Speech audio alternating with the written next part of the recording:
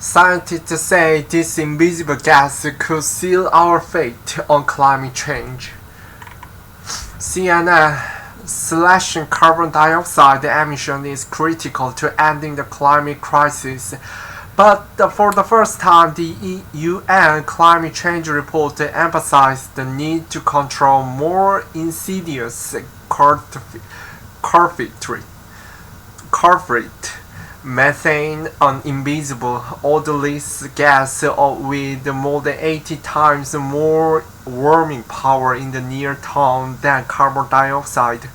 According to a UN Intergovernmental Panel on Climate Change, the concentration of methane in the atmosphere is higher now than any time in at least 800,000 years, with Earth rapidly approaching the 1.5 degrees Celsius threshold above pre-industrial levels.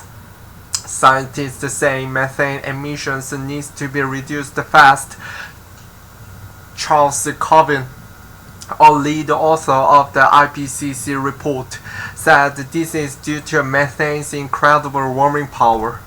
The fastest way that we might mitigate of the climate change that we are seeing already in the short term is by reducing methane, Coven told the CNN. If we were to reduce the methane emissions, we would act to offset one of these sources of warming. If the world stopped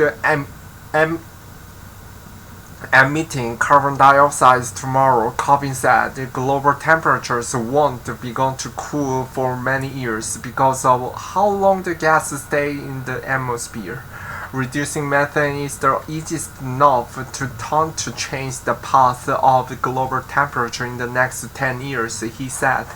Methane, the main component of the natural gas we use to fuel our stoves and heat our homes, can be produced in nature by belching volcanoes and decomposing planet matter, but it is also pumped into the atmosphere in much larger amount by landfills, livestock, and the oil and gas industry. Methane levels climbing. After a slowdown in the early 2000s, atmospheric methane concentrations have risen rapidly over the past decades, with 5-year average growth rates now rivaling those seen in the 1980s. Percent increase in atmospheric methane concentration compared to 1984 level. Natural gas has been hailed as a bridge fuel that would transition the U.S. to renewable energy because it is more efficient than coal and emits less carbon dioxide when burned. Importantly for industry, natural gas is in abundant supply around the world and is less costly to extract from the ground. But proponents for this new cleaner gas miss the dangerous threat that it could leak unburned into the atmosphere and cause significant warming. Methane can leak from oil and natural gas wells, natural gas pipelines, and the processing equipment itself, according to data from the U.S. Energy Information Administration. The U.S. has thousands of active wells for natural gas, millions of abundant oil and gas wells, about 2 million miles of natural gas pipelines, and several refineries that process the gas. 1 in 3 Americans lives in the county with oil and gas operations, posing climate and public health risk, according to a report by the Environmental Defense Fund. Until recently, tracking the location and the magnitude of methane leaks was difficult. Now, infrared cameras and advanced satellites can estimate methane emissions around the globe, giving scientists and regulators insight into what's being released from facilities.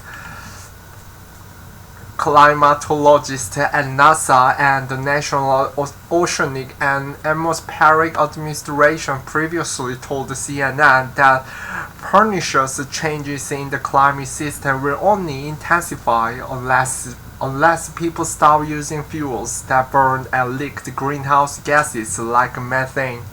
For carbon dioxide,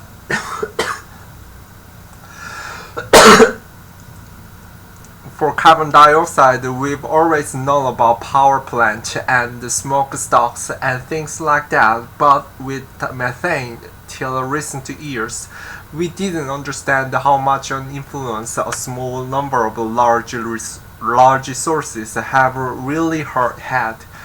Robert Jackson, the professor of environmental science at Stanford University, told CNN, "We didn't understand how long the tail was and how important the super emitters were for reducing emissions." The latest IPCC assessment highlights that the scientists now have a better understanding of how much methane is being released by human activity, like agriculture and the fossil fuel industry, and how much it contributes to the climate crisis. The major methane makers, from cows to coal mines, fossil fuel, agriculture and coal mining drive methane emissions around the world, though production of these greenhouse gas varies between regions. Around the world, the fossil fuels, agriculture, and coal mining are skyrocketing methane emissions. Nonetheless, the production and sources vary by region. In North America, a majority, 14% of total methane emissions, come from the oil and gas production, followed by livestock at 10%. In China, coal mining is the biggest methane driver, contributing 24% to total emissions. Though agriculture is a major source of methane, Jackson said the emissions from farming and food production would be harder to tackle. There are only certain things we can do with cattle, Jackson said. We can either ask the people to stop eating beef, or we can try and give cattle feed additive to change the microbe in the chemistry of their gut. But that's not easy to do for billions of cattle around the world. The International Energy Agency estimates that the oil and gas industry around the world can reduce the methane by 75% using the technology already available. It also estimates that 40% of the emissions could be reduced without extra cost, since the natural gas captured could then be sold. Flaring at the natural gas processing facility in North Dakota. Climate activists like Lisa Deville, a member of the Mandan, Hidatsa, and Arikara Nation, are arguing publish maker to make stringent methane reductions. The Bakken oil field in North Dakota surrounds the Fort Bethel Indian Reservation, where Deville lives, with nearly 1,000 oil and gas wells that scientists found in 2016 was leaking 275,000 tons of methane per year. This means the land that is part of my identity as an indigenous woman who has been turned into pollution-filled industrial zone. Deville said this is unacceptable. As the co-founder of the grassroots group Fort Bethel, the Protectors of Water and Earth Rights, Deville is tackling environmental regulations head-on. In 2018, the organization successfully sued the Trump administration's Bureau of Land Management for rolling back a critical methane waste prevention rule.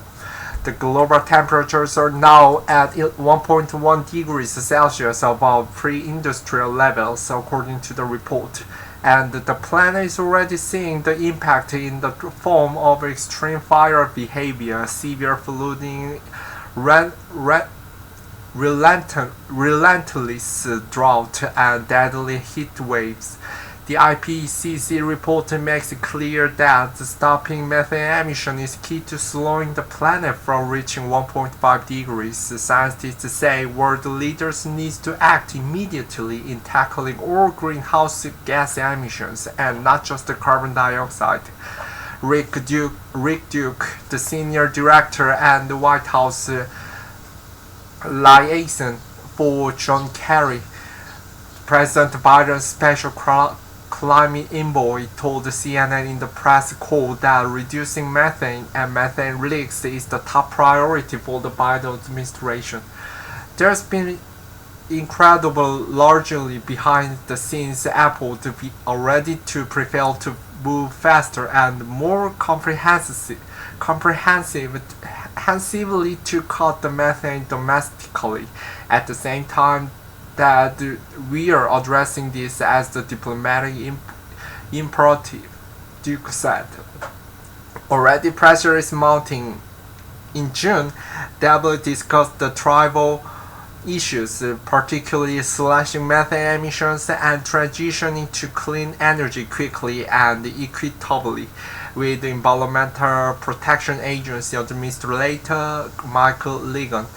What we do in the next few years will determine what kinds of world we have, what kinds of world we leave for our children, said Duville, who is now seeking to meet with Internal Secretary Deb Haaland to discuss similar issues. We must rapidly switch to clean energy, stop fossil fuel carbon pollution, and then methane leaks. CNN's Drew Kahn and John Keffe contributed to this report.